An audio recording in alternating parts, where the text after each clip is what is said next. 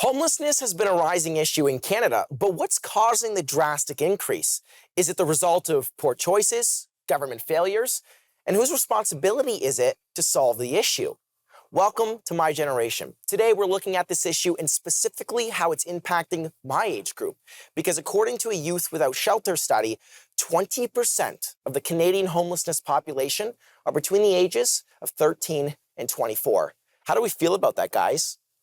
Pretty crazy. It's kind of scary, honestly, when you think about it. 13 to 24. I mean, usually you think about those kids still living at home or something like that. We don't usually think about homelessness being a problem that young. So it's concerning. Is shelter a basic human right? That was one of the hot take questions that I wanted to ask you guys. And if so, why is it such a problem now? I would say it's a human right, and it's a problem. And I've always gone back to just the lack of will to actually solve the problem. That's a big problem. Lack of will? Lack of political will. You don't think political will. Political will tries. Yeah, I think they try, but it's not successful because there's 1,000 moving parts to actually solve housing and the shelter crisis or the housing crisis. Trinity, what are your thoughts on it?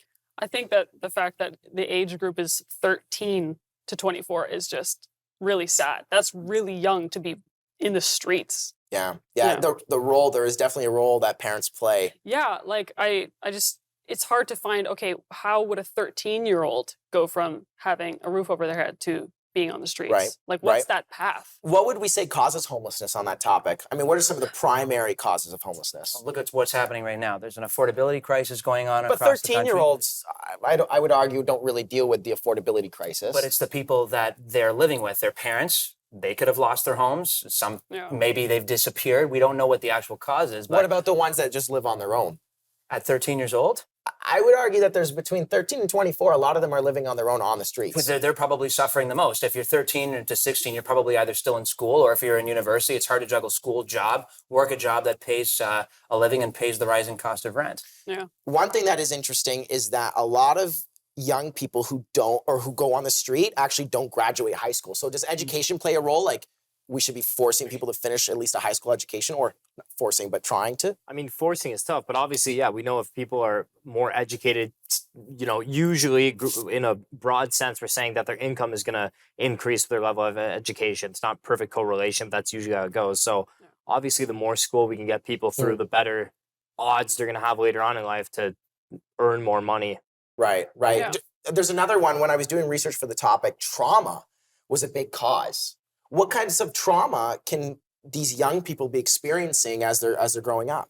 Domestic violence. I was going to say abusive homes and things like that. I mean, that would definitely even cause a kid to run from home, not necessarily even be kicked out of their home. And I was thinking about even with having kids so young on the street, like you're already, if you come from some sort of traumatic childhood, then you already come from insecurity. And then you're homeless on top of that. Like, that's just furthering this pattern of insecurity. So how do we break that?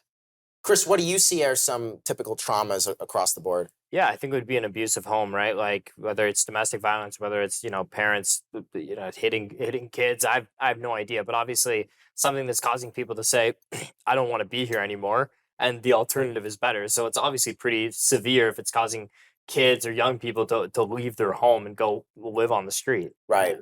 Now, let me ask you guys this. Why is it a common response to walk past homeless people on the street? Because I think we can all agree we've done it maybe once or twice. Disbelief, I think. Disbelief? Disbelief, for sure. Well, we live in a developed country, and I've walked by homeless people. I think we all have.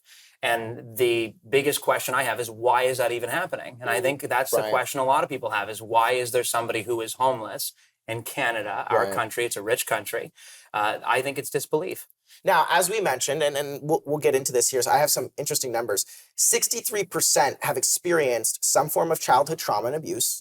65% come from families that struggle with substance abuse. That's a huge one. 26% have had child welfare system involvement at some point in their lives. It might be due to foster homes or group homes. And an estimated, this is really interesting, an estimated 25 to 50% of homeless people struggle with a form of mental illness. That's a huge one. And I don't think we understand that fully.